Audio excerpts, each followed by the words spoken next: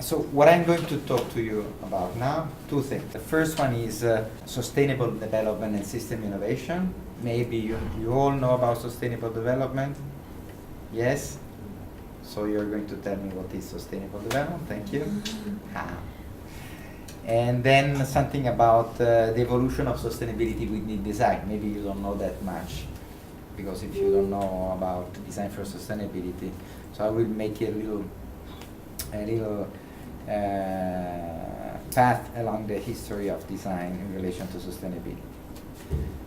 But let me start to talk to you briefly, because to speak about sustainable development could be a very long issue, but I want you to have the key issue clear in your mind, all right?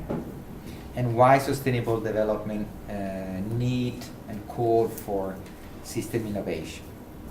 So, first of all, sustainable development and the three dimensions of sustainable development, as usually this is schematized in this way, so the environmental sustainability, the socio-ethical sustainability, and the economic or normative sustainability.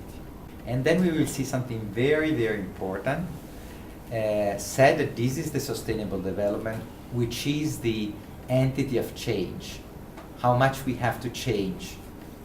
And in relation to this, what is the type of innovation that we have to put into practice to achieve this kind of change?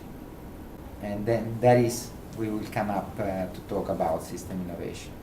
So sustainable development. Ben, maybe we can add something, please. I think it's also about achieving goals to sensibilize several parts of the people in the world what actually sustainability is for, why it's necessary, and what are the chances of sustainability. And what is for? What is the for? We have to educate. Sorry, I didn't. No. You said we have to educate them to understand actually but tell me what is. So what sustainability yes. is. What you know. I mean, it's just to interact with you. On the one side, it's I think very related to the resources. So which resources do we use, and how much earth we actually consume every year. So I think this year we use like 1 earth from January to August, and next year it will be even less time. So these are the resources, and sustainability is also about how we can do efficient processes which are given. If, for example, I will quit, I give it to another person, and she knows exactly how to do it like I did it. Good. Someone else? I think that it has to be with sustainable, like with the resources, like we take care of the resources and ecology. So that development, I think that in design, for example, we see as develop products that it can be they can born, and like we are used to have products that born and die, and we don't know what happened then. So maybe the sustainability has to be with that, like how to see that product, the life, and how it can come again to life, like that circuit without be bad with the ecology and take care of the resources, something like that. Okay. Anything else? Yes, please. I think it's to consider where things are coming from and where they're going to, and to lengthen the process from the resources to the very end of our use.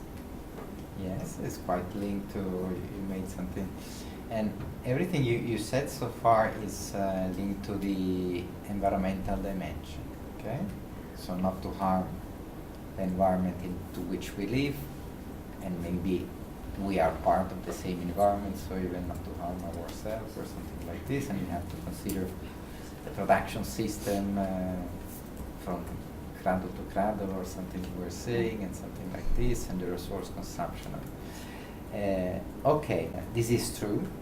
There is another part which is more related to, let's say, the socio-ethical dimension of sustainability.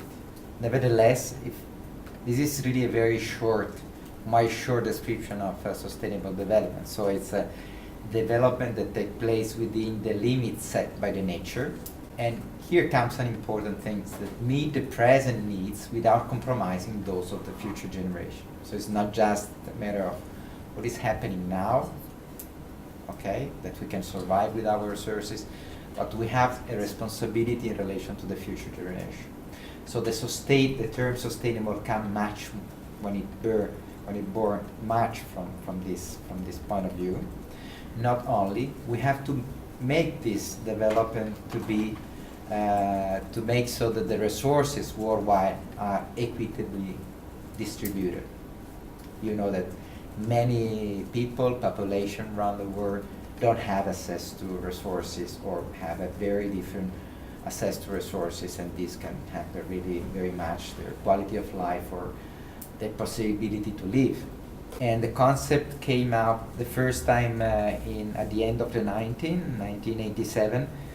It was a document, Our Common Future, by the United Nations, or a body of the United Nations. And that was the first time that this idea came out. Now you are a bit more or less familiar with that, at least you have been listening and you know something. But at that time, that was not really something that we may have thought, that we have to be responsible for the future generation. It was not something, in the humankind mind. We have the resources we are using, we are consuming. That's good. It gives us, a better life to live, because we have a washing machine. It's easier to wash the clothes or something like this, and blah, blah, blah, blah. And, but at that moment, yes, this commission, under the lead of Mrs. Brundtland, that was a very strong woman and very clever and important, from the north of Europe, and that came out. But this concept, the first time that was really, taken to the public opinion, to the public domain, so that people were aware about it, it was in 1992 in Rio de Janeiro. There was a summit of the United Nations on environment and development. And there the sustainable development concept came out. And then a few other things.